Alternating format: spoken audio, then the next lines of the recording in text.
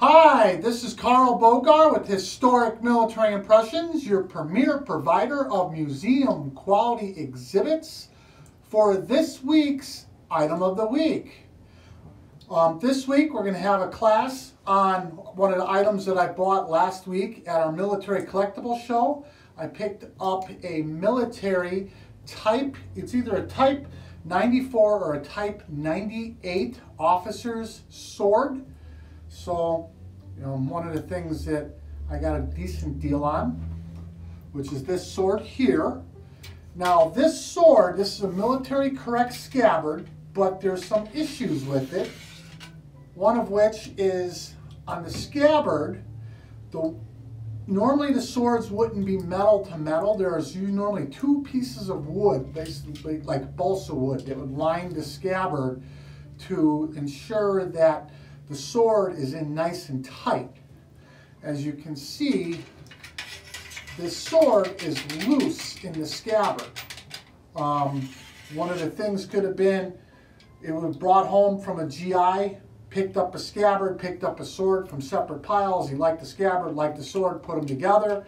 Another item, it could have been put together someplace after the fact where it had just a sword and someone hunted down the military scabbard.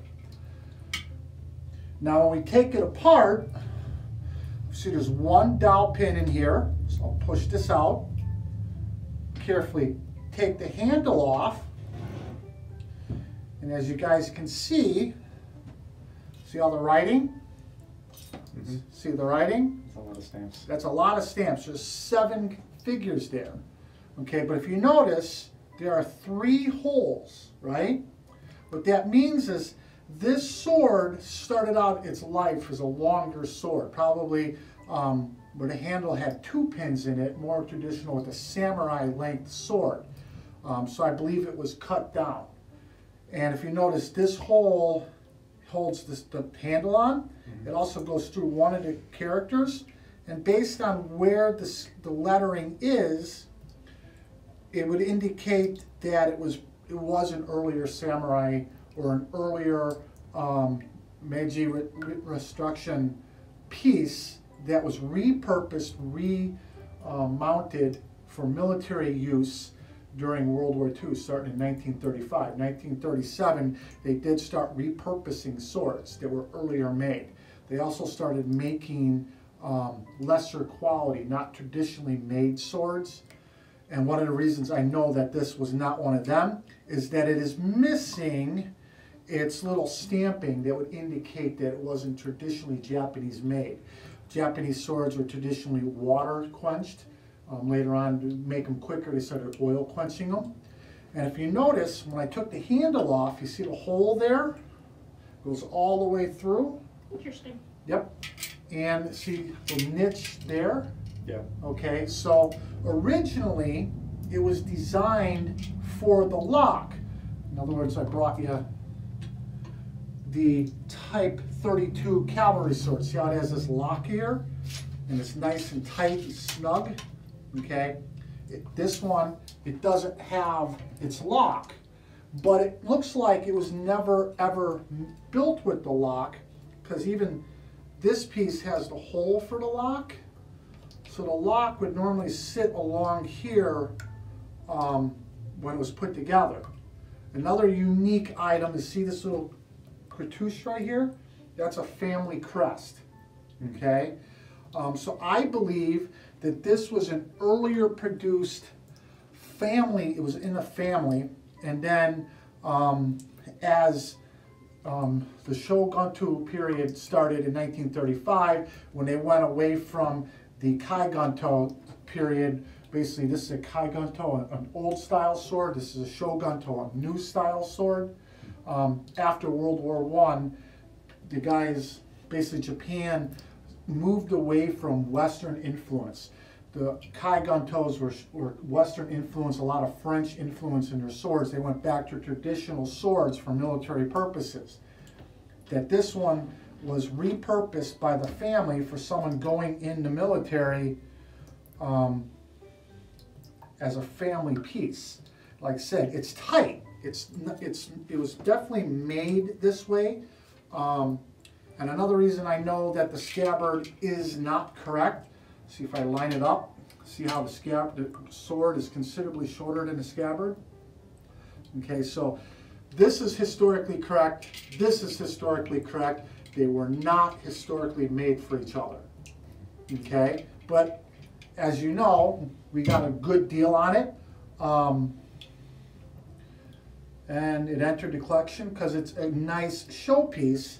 And one of the videos, one of the items I'll show you, I took all the spacers off and laid them out and made sure that they were all correct as well. But like I said, that's this week's item. I know you've been hunting down one for a long time. Might have to wait a little bit longer. Question. Yes. How many swords do you exactly have? How many swords do I currently have? Since I was in the basement earlier today and I saw a lot of daggers and swords. How many did you count? Did you count them? No, but there's one dagger I really like. There's a dagger. Which one's that? I would have to show you. Okay. You have a question, Elijah? Well, that all metal handle that I have, Yeah. I did make swords that had all metal handles. That would have been a later version, an NCO sword. Mm-hmm. I think that was considered the Type 99, but don't quote me on that Yeah. off the top of my head. But like I said, this is an officer sword. Your example is an NCO sword. I know, but all the pictures that I can find of it, I have this scabbard. Yes.